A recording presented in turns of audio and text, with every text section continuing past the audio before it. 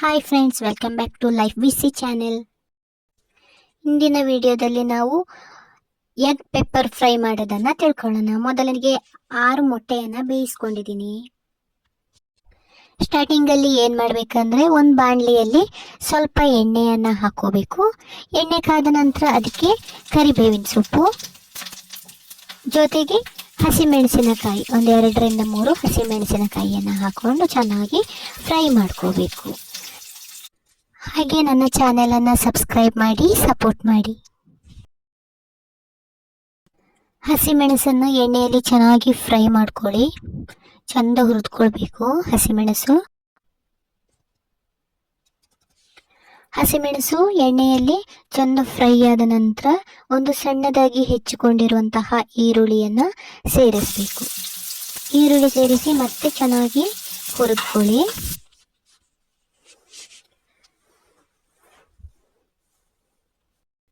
ಈರುಳ್ಳಿದು ವಾಸನೆ ಹೋಗಬೇಕು. ಇದಾದ ನಂತರ 1 ಸ್ಪೂನ್ ಶುಂಠಿ ಬೆಳ್ಳುಳ್ಳಿ ಪೇಸ್ಟನ್ನು ಹಾಕಿ ಚೆನ್ನಾಗಿ ಹುರಿದುಕೊಳ್ಬೇಕು.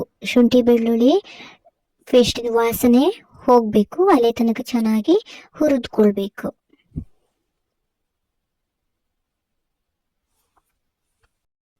ಚಂದ ಹುರಿತಾ ಇದ್ದೀನಿ. ಈಗ ಹಸಿ ವಾಸನೆ ಹೋಗಿದೆ. ಈಗ ಇದಕ್ಕೆ 1/4 ಟೀ ಸ್ಪೂನ್ ಅರಿಶಿಣವನ್ನು ಸೇರಿಸ್ತಾ ಇದ್ದೀನಿ. ಹಾಗೆ ಅದನ್ನು ಚೆನ್ನಾಗಿ ಮಿಕ್ಸ್ ಮಾಡ್ಕೋತೀನಿ.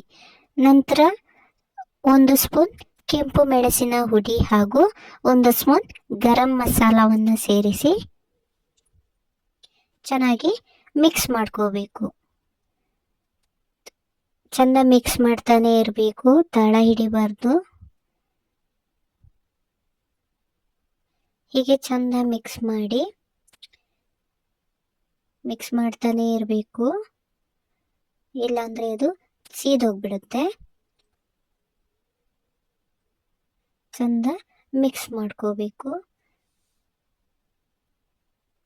ಈಗ ರುಚಿಗೆ ತಕ್ಕಷ್ಟು ಉಪ್ಪನ್ನು ಸೇರಿಸಿ, ಜೊತೆಗೆ ಇದು ಎಗ್ ಪೆಪ್ಪರ್ ಫ್ರೈ ಆಗಿರೋದ್ರಿಂದ ಪೆಪ್ಪರ್ ಹುಡಿಯನ್ನು ಸೇರಿಸ್ಕೋಬೇಕು. 1 ಸ್ಪೂನ್ ಪೆಪ್ಪರ್ ಹುಡಿಯನ್ನು ಸೇರಿಸ್ಕೊಂಡು ಚೆನ್ನಾಗಿ ಮಿಕ್ಸ್ ಮಾಡ್ಕೋಬೇಕು. ಚಂದ ಎಣ್ಣೆಯಲ್ಲಿ ಹುರಿಬೇಕು.